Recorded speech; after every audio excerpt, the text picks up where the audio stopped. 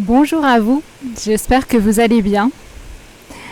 Je vous fais cette vidéo depuis les bords de rivière. Voilà, je vous mettrai sûrement une photo pour illustrer le bel endroit, le beau lieu à partir duquel je vous fais cette vidéo. Cette vidéo qui est, à part quelques images, plus un audio. Et je me disais ce matin que pour moi ça simplifie vraiment beaucoup les choses de vous faire des audios. De me concentrer sur le son, sur le message, plutôt que sur l'image. Alors des photos certes, mais voilà, des images vidéo c'est plus compliqué techniquement pour moi. Donc pour l'instant je pense que pour pouvoir vous faire régulièrement des vidéos, on va dire, je vais vous les faire plutôt en audio. Je vais rentrer dans le vif du sujet de cette vidéo, que je vais intituler paix intérieure ou peur au ventre. Voilà, donc au moment où je vous parle, il y a un joli héron blanc qui passe au-dessus de ma tête. Voilà, magnifique. Super. Pour vous expliquer ce qui m'a donné envie de faire cette vidéo, je me suis réveillée ce matin avec beaucoup de paix intérieure. Vraiment énormément de paix qui était là. Et j'ai goûté au bien-être de cette paix, je me suis délectée de ça. Et c'est vrai que depuis quelques jours, je suis particulièrement en train de relâcher certaines tensions en moi et j'avais envie de vous parler de ça. Donc cette vidéo que je vais appeler paix intérieure ou peur au ventre. C'est en lien avec des choses que j'ai identifiées récemment chez moi, donc c'est un petit peu une vidéo témoignage. En même temps, je suis persuadée que ça concernera certains d'entre vous, peut-être même beaucoup d'entre vous. Donc je vous explique un peu ce qui s'est déroulé pour moi. Il y a quelques jours, en méditant, j'ai ressenti que j'avais une peur au niveau du ventre, enfin plutôt une tension en fait. C'était une tension, c'était quelque chose de pas très agréable. Quand on a une tension, on sent qu'on n'est pas détendu, on n'est pas relâché, on n'est pas complètement à son aise. Donc je sentais bien cette tension au niveau de mon ventre et je me suis dit bon ok, on va aller voir qu'est-ce qui se passe avec ça. On va aller voir ce que ça vient de dire quoi. J'ai vraiment senti que cette tension à l'intérieur de mon ventre était d'abord une tension qui était là depuis fort longtemps. Certainement aussi au niveau de ma famille, mes ancêtres, etc. J'ai senti que c'était quelque chose de très, très ancien et qui avait été présente, une tension qui avait été présente une bonne partie de ma vie, peut-être même toute ma vie. Et cette tension dans mon ventre, j'ai identifié que c'était une peur, la peur au ventre en fait, la peur par rapport à l'avenir. Et je pense que c'est une peur que nous sommes nombreux, très nombreux, peut-être même tout le monde, en tous les cas très nombreux à ressentir cette peur de l'avenir. Je vais essayer de démanteler un petit peu ça, d'évoquer ce qui va avec ça, parce que c'est pas du tout anodin cette peur de l'avenir. Et c'est vrai que dans notre société, cette peur de l'avenir, on a tendance à y donner certaines réponses. Donc on veut se sécuriser notamment par des choses qui nous rassurent à différents niveaux, une stabilité, une sécurité matérielle, être entouré, avoir des sous de côté, etc. Il y a un ensemble de choses, une maison qu'on a achetée, etc. Un emploi stable, j'ai peut-être déjà dit certains points. Vous comprenez ce que je veux dire quand j'énonce tous ces exemples. Tous ces exemples qui traduisent en fait j'ai peur de l'avenir, j'ai peur, je parle de moi mais je parle de vous, je parle de tout le monde, donc j'ai peur de l'avenir et donc je veux me rassurer par certaines circonstances extérieures pour ne plus ressentir cette peur en fait. Voilà. Donc déjà c'est intéressant de rester avec ça, de se détendre avec ça et de conscientiser ce que nous faisons quand nous avons peur en fait. Ce que nous faisons, nous cherchons souvent en premier des réassurances extérieures. Il n'y a rien de mal avec ça, sauf si ça nous amène à beaucoup d'efforts, beaucoup de sacrifices, etc. pour ces réassurances extérieures. Et aussi, le problème de ça, c'est qu'on se rend compte que ces réassurances ne sont en général que temporaires. Il suffit qu'il y ait un changement dans quelque chose qui nous rassurait, un pilier de notre existence qui était censé nous donner toute la sécurité recherchée.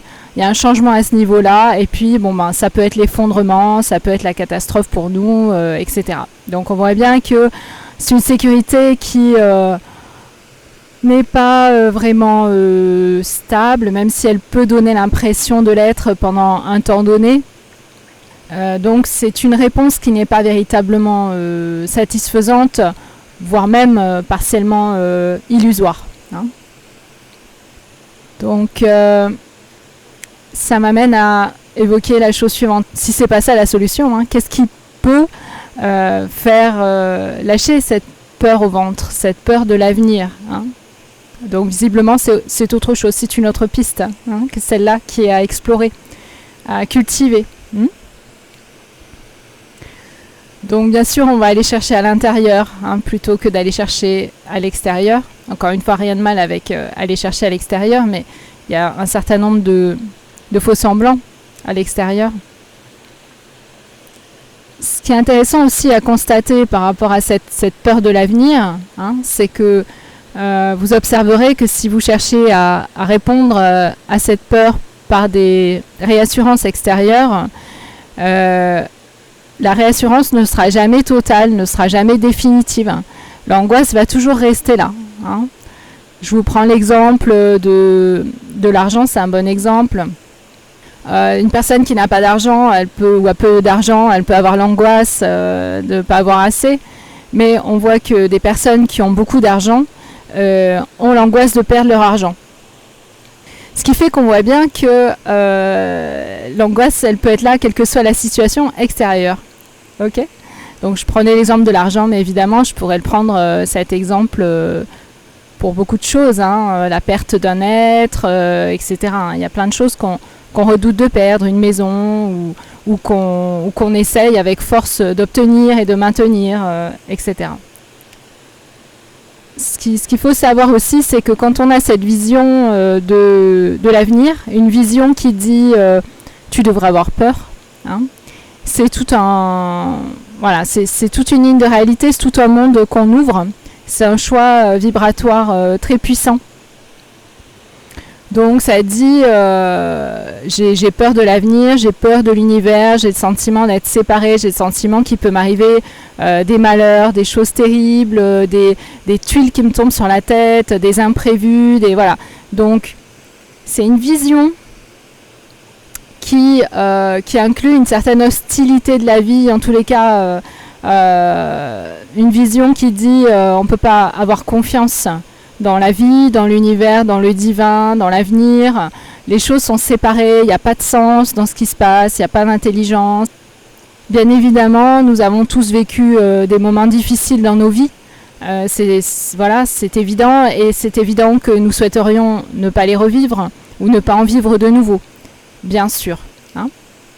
Néanmoins, avoir cette vision-là de l'avenir, de mon point de vue, c'est très problématique, et c'est erroné également. Hein. Donc, se mettre dans cet état d'esprit de peur de chaque jour, je devrais avoir peur, je devrais avoir cette tension chronique, par exemple dans le ventre, cette peur au ventre.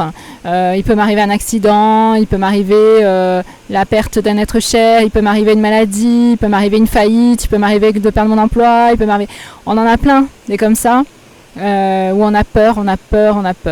Hein, et voilà, on a déjà évoqué l'ego dans d'autres vidéos. La peur fait partie de notre ego, de ce qui ne nous rend pas service dans notre être. Dans cette peur, nous sommes dans une contraction, et nous sommes dans un sentiment de coupure, de séparation par rapport à la vie, par rapport à l'univers, par rapport au divin, par rapport aux autres, par rapport à nous-mêmes aussi. Donc par rapport aux ressources infinies, par rapport à la confiance. Donc ça génère énormément de choses, cette peur.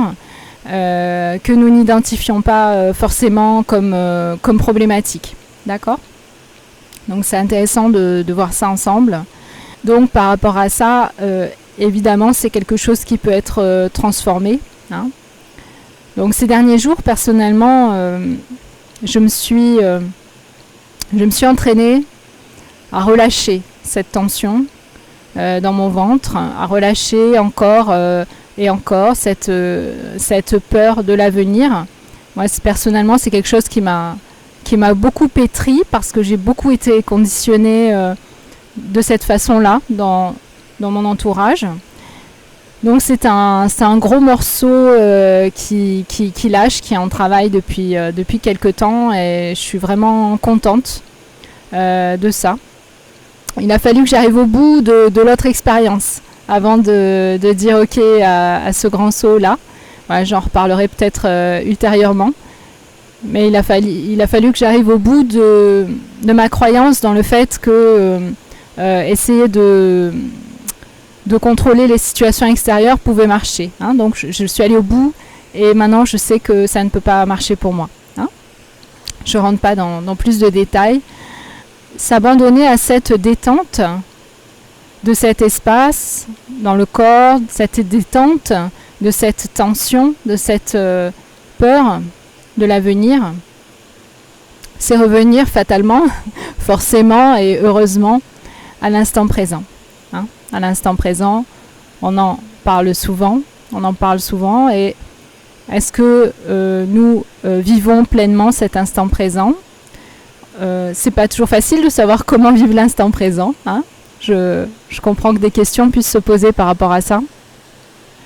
Eh bien déjà, vivre l'instant présent, c'est être conscient de ce qu'on a là maintenant, dans notre vie. Voilà, dans les circonstances qui constituent notre quotidien. Alors bien sûr, on peut être en train de traverser un passage difficile. C'est sûr, c'est peut-être ce que vous vivez. Et dans ce cas, je vous envoie toute ma compassion et ma bienveillance. Néanmoins, même dans une période difficile, il y a toujours des ressources qui sont là. Des ressources intérieures, des ressources extérieures. Il y a toujours dans notre vie des belles choses, des perches tendues, des opportunités, des choses qui sont utiles, des ressources. Enfin voilà, on peut le dire de plein de façons. Comment au quotidien je suis vraiment consciente des ressources qui sont là, du bien-être qui peut être là, ne serait-ce qu'au moins sur certains aspects. Hein. On a tous au moins certains domaines de vie, certains aspects de notre être, de notre corps qui sont en bonne forme, en bonne énergie, dans des bonnes circonstances, etc. Hein. Donc comment je me concentre là-dessus en fait. Je porte mon attention là-dessus et je me détends. Je me détends avec le présent. J'apprends à me détendre si c'est difficile pour moi, à m'installer dans la confiance, hein, plutôt que projeter de la peur pour l'avenir, plutôt que d'être polarisé sur l'avenir et ce qui pourrait m'arriver dans l'avenir. Hein. Et c'est vraiment un switch important. C'est pas forcément quelque chose qu'on peut faire en 5 minutes et de façon durable. C'est vraiment quelque chose, c'est vraiment un switch pour que ça s'installe au quotidien, pour que cette tension qui peut être devenue chronique, hein, comme dans mon cas, je vous l'expliquais, puisse lâcher totalement, lâcher de façon chronique en fait.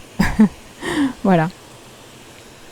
Pour vivre dans autre chose. Voilà, c'est une autre porte, c'est un autre rapport à la vie qui s'ouvre, qui se dévoile, qui se révèle. Et ce choix-là est vraiment majeur. Donc un choix de profiter de l'instant présent, j'ai envie de dire. Ça me fait un peu penser à la cigale et la fourmi. Mais il y avait un côté moralisateur dans cette fable que je ne valide pas. Donc au contraire, voilà, j'ai envie de dire c'est le contraire. C'est parce que l'instant présent est pleinement vécu et pleinement apprécié qu'il va engendrer de futurs moments présents remplis de potentiel, de beauté, d'épanouissement, de paix, de bien-être, etc. En fait, c'est l'inverse de ce qu'on croit. Voilà. Plus je m'inquiète pour l'avenir et j'ai peur et je fais des choses par peur, plus je crée de la tension, de la souffrance dans mon corps et des choses qui sont difficiles dans la matière à réaliser, plus je suis dans le bien-être de l'instant présent, le fait de ressentir le plaisir, la joie, la détente dans cet instant présent, plus je me génère un avenir serein, paisible, agréable, facile à vivre, en fait, fluide. J'avais envie de vous partager tout ça aujourd'hui. J'espère que ce message vous apportera beaucoup de choses pour la suite pour vous. J'avais envie aussi de vous parler d'une méditation que j'ai enregistrée qui s'appelle 11 clés pour vibrer la paix, qui est complètement en lien avec ce que nous partageons dans cette vidéo aujourd'hui. Cette méditation dure 1 heure. Donc si vous êtes intéressé pour vous procurer cette méditation, je demande une participation de 10 € pour que je vous envoie cette méditation, ce fichier. Donc je mettrai les informations dans la barre de description de cette vidéo. Hein. Et également, je vous indiquerai d'autres méditations. Si vous avez envie de creuser certains aspects, certaines thématiques, j'ai enregistré un certain nombre de méditations guidées que je vous rends disponibles. Par exemple, il y a une méditation qui s'appelle S'aimer soi-même. Il y en a une autre qui concerne la guérison des blessures émotionnelles, qui s'appelle le cocon de plume blanche. Il y a la rencontre avec son sage intérieur. Il y a une méditation sur le pardon, etc. Donc je vous mettrai toute la liste sous la vidéo. Et donc par mail, vous pourrez me dire les méditations qui vous intéressent et puis je vous dirai comment effectuer le règlement et puis je vous enverrai les méditations choisies. Et il y aura une réduction s'il y en a plusieurs qui sont souhaitées, qui sont choisies. Écoutez, je vais vous souhaiter une magnifique journée. Je vous invite à mettre en pratique, en application ce que je vous ai partagé dans cette vidéo. C'est encore plus riche quand ça n'est pas seulement quelque chose de théorique, quelque chose de compris, mais quelque chose du coup de vécu, d'installer dans votre quotidien, dans la matière, dans votre corps aussi. Encore magnifique journée et à bientôt.